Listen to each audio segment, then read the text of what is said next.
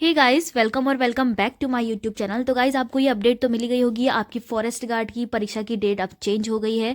जो परीक्षा आपकी 22 जनवरी को होने वाली थी, अब उसको 9 अप्रैल को कर दिया गया है। और साथ ही साथ आपकी जो पटवारी की न्यू डेट है वह अभी बदली नहीं है। जो पहले की नई तिथि आई हुई थी 12 फरवरी को, वह वही निर्धारित है अभी तक। क्योंकि कुछ बच्चों में ऐसा कन्फ्यूजन है कि पटवारी की लेखपाल की भी डेट बदली है या नहीं बदली है। अभी नहीं बदली है। अगर अपडेट मिलता है ऐसा, यूकेपीएससी अपनी ऑफिशियल वेबसाइट पर अपलोड करती है कोई विज्ञप्ति नई वाली, तो मैं आपको बता दूंगी। अब हमें देखना है इस वीडियो में क्या है। विंसर ईयर बुक से एक इम्पोर्टेंट टॉपिक है जिसमें से कि वीर प्रसूता भूमि के महानायक हैं। उत्तराखंड के बहुत से ऐसे वीर हैं जिनकी वजह से उत्तराखंड आजकल जाना जा रहा है। और फ्रेंड्स, यही लोग जो हैं उत्तराखंड की करंट अफेयर का भी एक तरह से चर्चित विषय रह रहे हैं। इसीलिए मैं आपको यह आज टॉपिक बताने वाली हूं, जो कि उत्तराखंड विंसर ईयर बुक 2023 से है। और कुछ लोगों के पास ये बुक नहीं है तो आप देख सकते हैं इस वीडियो को। सबसे पहला है, गढ़वाल अंचल के छोटे से पहाड़ी क्षेत्र में कम से कम 52 गणपतियों या ठकुराइयों का होना स्थानीय लोगों की स्वाधीन प्रवृत्ति का ही प्रमाण है। इसीलिए ईस्ट इंडिया कंपनी और फिर ब्रिटिश शासन के उत्तराखंड के लोगों की बहादुरी और वफादारी को परखकर सेना में उपयोग किया गया है। अब देखिए, इसमें हमको याद क्या रखना है। आज कश्मीर का जितना भी हिस्सा भारत के नियंत्रण में है, उसे बचाने में कुमाऊं रेजिमेंट की अहम भूमिका रही थी। 1948 में 4 कुमाऊं रेजिमेंट की डेल्टा कंपनी ने कश्मीर के बडगाम में मेजर सोमनाथ शर्मा के नेतृत्व में वीरता की मिसाल पेश की। असाधारण वीरता के लिए मेजर सोमनाथ को मरणोपरांत देश का पहला परमवीर चक्र मिला। तो देखिए, यहाँ से ये क्वेश्चन बन जा रहा है कि मेजर सोमनाथ को मरणोपरांत देश का पहला परमवीर चक्र मिला था। ठीक है। 1962 में लद्दाख एवं नेफा क्षेत्र में 13 कुमाऊं रेजिमेंट की चार्ली कंपनी ने मेजर शैतान सिंह के नेतृत्व में असाधारण बहादुरी दिखाई, तो शैतान सिंह को भी मरणोपरांत परमवीर चक्र से नवाजा गया था। पहले विश्व युद्ध में विक्टोरिया क्रॉस से सम्मानित दरबार सिंह नेगी और गब्बर सिंह नेगी ने जो भी गढ़वाल राइफल से ही थे। इस छोटे प्रदेश में सेना के 2 रेजिमेंट थे, कुमाऊं रेजिमेंट और गढ़वाल रेजिमेंट। इतना तो आपको पता ही होगा। अब देख लेते हैं, अब महान वीरों के बारे में देख लेते हैं। सबसे पहले हैं अजीत डोभाल, या डोवल भी बोलते हैं। युद्ध और शांतिकाल की वीरता के दोनों चक्र अलंकरण श्रृंखलाएं सामान्य सेना के तीनों अंगों के बहादुरी के लिए हैं। लेकिन अजीत डोभाल भारतीय पुलिस सेवा के ऐसे जांबाज अफसर रहे हैं जिन्होंने अपने शौर्य के लिए 1988 में कीर्ति चक्र हासिल किया। अजीत डोभाल का जन्म 20 फरवरी 1945 को पौड़ी गढ़वाल की बलेंसियू पट्टी के घीड़ी गांव में हुआ था। वह 1968 के केरल बैच के आईपीएस अधिकारी रहे हैं और 2005 में इंटेलिजेंस ब्यूरो आईबी के प्रमुख पद से सेवानिवृत्त हुए हैं। वर्तमान में अजीत डोभाल प्रधानमंत्री के राष्ट्रीय सुरक्षा सलाहकार हैं। तो ये आपको याद रखना है, प्रधानमंत्री के राष्ट्रीय सुरक्षा सलाहकार कौन है? अजीत डोभाल, जो कि उत्तराखंड के पौड़ी गढ़वाल जिले से आते हैं, बलेंसियू पट्टी के घीड़ी गांव से। ठीक है, इतना आपको इसमें याद रखना है। फिर है जनरल बिपिन रावत। इनको कौन नहीं जानता है? भारत के पहले चीफ ऑफ डिफेंस स्टाफ, बहुत ही इंपॉर्टेंट क्वेश्चन है। बनने का गौरव हासिल करने के साथ ही उत्तराखंड का मान बढ़ाने वाले स्वर्गीय विपिन सिंह रावत का जन्म 16 मार्च 1958 को देहरादून में हुआ था और वह पौड़ी गढ़वाल जिले के द्वारीखाल ब्लॉक के बिरमौली के उपग्राम सैण के मूल निवासी थे। उनके पिता लेफ्टिनेंट जनरल लक्ष्मण सिंह रावत थल सेना के डिप्टी चीफ रह चुके थे। अपनी प्रारंभिक शिक्षा देहरादून के कैम्ब्रियन हॉल स्कूल और सेंट एडवर्ड स्कूल शिमला से प्राप्त करने के बाद ग्रेजुएशन तथा सैन्य प्रशिक्षण के लिए राष्ट्रीय रक्षा अकेदमी NDA खड़गवसाला के लिए चयनित हुए और वहां से भारतीय सैन्य अकादमी, जो कि देहरादून में है, शामिल हो गए थे। तो आपको इनके बारे में यह याद रखना है कि ये भारत के पहले सीडीएस थे। ठीक है, भारत के पहले चीफ डिफेंस ऑफ स्टाफ थे।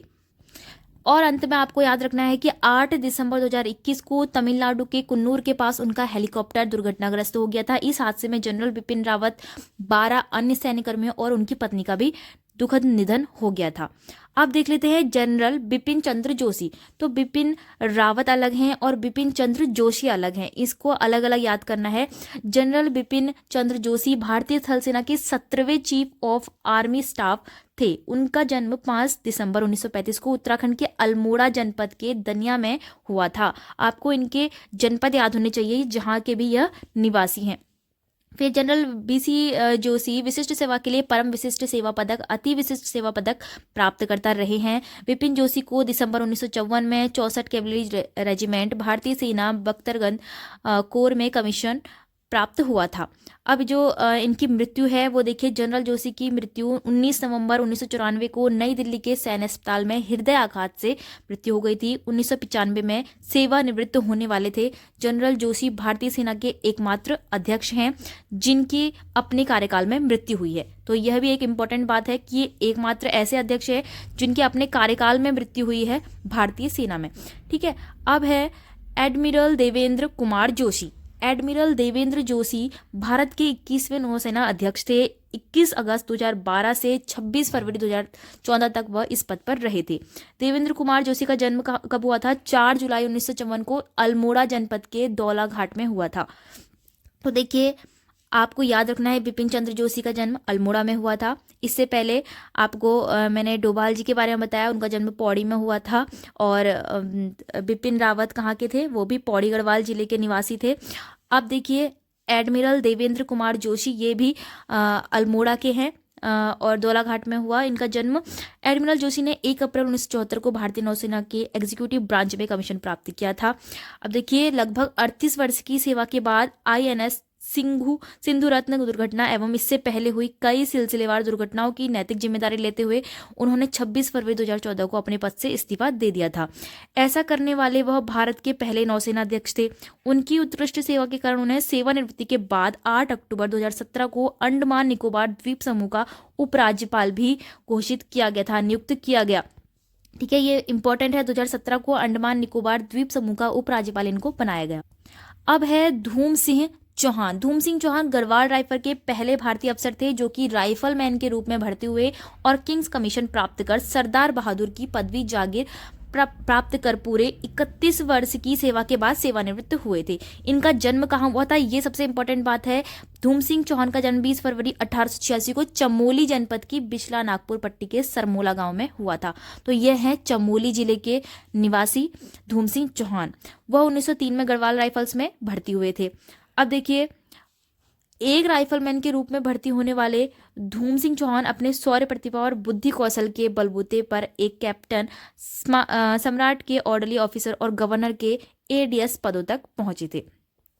अब है दरबान सिंह नेगी के बारे में हम जान लेते हैं। उत्तराखंड के जाबाज सैनिकों के हिंदुस्तान के सरहदों पर अपने खून से अपनी दिलेरी और मातृभूमि के लिए सर्वोच्च बलिदान की गाथाएं तो लिखी हैं, लेकिन सरहदों से पार बहुत दूर विश्व युद्धों में भी अपनी बहादुरी और शौर्य की कहानियां रणभूमि में छोड़ी है। अब देखिए, इन्हीं में से एक थे, परम प्रतापी सैनिकों में से एक, भारत के पहले विक्टोरिया क्रॉस विजेता दरबान सिंह नेगी। ये क्वेश्चन आपका आता है उत्तराखंड GK में। भारत के पहले विक्टोरिया क्रॉस विजेता दरबान सिंह नेगी थे। उनका जन्म भी चमोली जिले में हुआ, फारतीर गांव में हुआ था। प्रथम विश्व युद्ध में नायक दरबान सिंह नेगी के नेतृत्व में 1/39 गढ़वाल राइफल्स ने फेस्टवर्ड के मोर्चे पर 23 और 24 नवंबर 1914 की मध्यरात्रि में हमला कर जर्मनी से सुबह होने तक पूरा इलाका मुक्त कर लिया था। अब देखिए, इस युद्ध में दरबान सिंह नेगी के अदम्य साहस से प्रभावित होकर किंग जॉर्ज पंचम ने 5 दिसंबर 1914 को युद्ध के मैदान में पहुंचकर उन्हें विक्टोरिया क्रॉस प्रदान किया।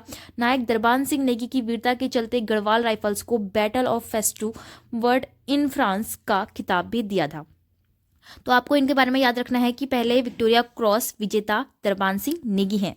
गबर सिंह नेगी के बारे में जान लेते हैं। प्रथम विश्व युद्ध में फ्रांस के मोर्चे पर राइफलमैन गबर सिंह नेगी ने न्यू वे चैपल के मोर्चे पर असाधारण वीरता का परिचय दिया था और ये थे टिहरी गढ़वाल की बमुंड पट्टी के सांजूर गांव चंबा के निकट में बद्री सिंह नेगी के घर इनका जन्म हुआ। गबर सिंह नेगी का दूसरे गढ़वाली सैनिक थे जिन्हें ब्रिटिश काल का सर्वोच्च वीरता पुरस्कार मिला था। ठीक है, असाधारण अदम्य साहस और वीरता का परिचय देते हुए गबर सिंह नेगी ने जर्मन सैनिकों की टुकड़ी को सरेंडर करने को मजबूर कर दिया था। अब देखिए, ये उस जर्मन सैनिकों ने उन पर गोलीबारी कर दी जिससे वे वीरगति को प्राप्त हो गए थे। अब पढ़ते हैं लाट सूबेदार बलभद्र सिंह नेगी के बारे में। आंग्ल अफगान युद्ध में लाट सूबेदार बलभद्र सिंह नेगी जैसे सूरवीरों की दिलेरी और युद्ध कौशल से प्रभावित होकर गढ़वाल राइफल्स की स्थापना भी की गई थी। दरअसल अंग्रेजों ने सबसे पहले गोरखा, गढ़वाली और कुमाऊनियों की एक खिचड़ी पलटन नसीरी सिरमौर कुमाऊं बटालियन की स्थापना की थी, जिसे बाद में गोरखा राइफल्स का ही नाम दे दिया गया था। अब देखिए इनके बारे में हमें याद रखना है कि उन्हें सर्वप्रथम ऑर्डर ऑफ मेरिट सम्मान दिया गया और फिर ऑर्डर ऑफ ब्रिटिश इंडिया से अलंकृत किया गया। कमांडर इन चीफ का अंगरक्षक बनाने के बाद वह लाट सूबेदार कहलाने लगे। ठीक है, लाट सूबेदार कौन कहलाते हैं? बलभद्र सिंह नेगी। इस तरह से भी क्वेश्चन बन सकता है। अब देखिए आगे, जसवंत सिंह रावत जो कि अपनी असाधारण वीरता और सूझबूझ के कारण प्रसिद्ध हैं एवं किंवदंती बने। जसवंत सिंह रावत का शौर्य आज भी अरुणाचल प्रदेश में भारत चीन सीमा पर भारत के सैन्य वीरों के हौसले बुलंद करता है। इनका जन्म कहाँ हुआ? पौड़ी गढ़वाल जिले में हुआ। वह 16 अगस्त 1960 को चौथी गढ़वाल राइफल्स में भर्ती हुए थे। तो देखिए, अब देखिए इनके बारे में हमें याद क्या रखना है। तो हीरो ऑफ नेफा जसवंत सिंह रावत को मरणोपरांत महावीर चक्र प्रदान किया गया। सेना उनकी याद में हर वर्ष 17 नवंबर को नूरा नांग दिवस मनाकर इस अमर शहीद को याद करती है। तो क्या क्या याद रखना है? एक तो ये याद रखना है कि उनको हीरो ऑफ नेफा भी कहा जाता है। ठीक है, और इनको मरणोपरांत महावीर चक्र मिला था। और सबसे बड़ी बात, उनका जन्म जो है, उनका जो शहीद दिवस है वो है 17 नवंबर को नूरानंग दिवस के रूप में मनाया जाता है। ठीक है, नूरानंग दिवस के रूप में मनाया जाता है। 17 नवंबर 1962 को इनका जो है शहीद हो गए थे ये। अब देखिए, अभी जो करंट में इसमें से करंट अफेयर आ सकती है वो है भारत के दूसरे सीडीएस अनिल चौहान, क्योंकि पहले तो विपिन रावत थे पर उनका निधन हो गया। तो उनके बाद जनरल विपिन रावत के बाद जनरल अनिल चौहान के रूप में देश का दूसरा चीफ ऑफ डिफेंस स्टाफ भी उत्तराखंड से ही बनाया गया, जो कि पौड़ी गढ़वाल जिले के ही रहने वाले थे। भारत के दूसरे सीडीएस जनरल अनिल चौहान उत्तराखंड के पौड़ी जिले के कांडा गवाणा के मूल निवासी हैं। जिस तरह से बिपिन रावत पौड़ी गढ़वाल के सैण के निवासी थे, ये गवाणा के निवासी हैं। अनिल चौहान 31 मई 2021 को भारतीय सेना से लेफ्टिनेंट जनरल पद से रिटायर हुए थे और उनकी उल्लेखनीय सैन्य सेवाओं को देखते हुए उन्हें राष्ट्रीय सुरक्षा परिषद में सैन्य सलाहकार के तौर पर सुरक्षा सलाहकार अजीत डोभाल के साथ रखा गया था। उन्हें पहले सीडीएस जनरल बिपिन रावत की ही यूनिट 11 गोरखा राइफल्स में 1981 में कमीशन मिला था। वो राष्ट्रीय रक्षा अकादमी खड़गवासला व भारतीय सैन्य अकादमी देहरादून के प्रशिक्षु अधिकारी भी रहे हैं। तो फ्रेंड्स, यहाँ से करंट अफेयर के क्वेश्चन बन सकते हैं। मेजर जनरल रहते हुए उन्होंने अपनी उत्तरी कमान महत्वपूर्ण बारामूला सेक्टर में इन्फेंट्री डिवीजन की कमान संभाली थी। सितंबर 2019 में वह पूर्वी कमान के general officer commander in chief रहे थे। तो फ्रेंड्स, ये सब उनके बारे में है। आपको यह याद रखना है कि वह कब जो है सीडीएस बने, भारत के दूसरे सीडीएस कब बने, ये याद रखना है। और प्लस ये याद रखना है कि वह किस जिले के निवासी हैं उत्तराखंड से। तो ये मेन बातें हैं उनके बारे में जो कि हमसे पूछी जा सकती है, उत्तराखंड जीके बनाकर भी पूछी जा सकती है। अब देखिए, एक जो इम्पोर्टेंट बात है, अब यहाँ पर वीडियो अंत हो रही है और वीडियो के अंत में ये याद रखिए कि धनंजय यशवंत चंद्रचूड़ 50वें मुख्य न्यायाधीश नियुक्त हो चुके हैं। न्यायाधीश धनंजय यशवंत चंद्रचूड़ ने भारत के 50वें मुख्य न्यायाधीश के रूप में बुधवार 9 नवंबर 2022 को शपथ ली। राष्ट्रपति द्रौपदी मुर्मू ने राष्ट्रपति भवन में उन्हें शपथ दिलाई। उन्होंने न्यायमूर्ति यूयू ललित की जगह ली है, जिनका कार्यकाल 8 नवंबर को पूरा हुआ। न्यायाधीश धनंजय यशवंत चंद्रचूड़ 10 नवंबर 2024 तक 2 वर्ष के लिए इस पद पर रहेंगे। देश के मुख्य न्यायाधीश के तौर पर पदभार संभालने के बाद न्यायमूर्ति धनंजय यशवंत चंद्रचूड़ ने कहा कि वह सामान्य नागरिकों के लिए काम करेंगे। तो यह है भारत के 50वें मुख्य न्यायाधीश धनंजय यशवंत चंद्रचूड़। तो फ्रेंड्स, आज की वीडियो हम यहीं पर समाप्त करते हैं। आई होप आपको इससे बहुत ही जानकारी मिली होगी और आपको समझ में आया होगा कि इससे करंट अफेयर के किस तरह से क्वेश्चन बन सकते हैं।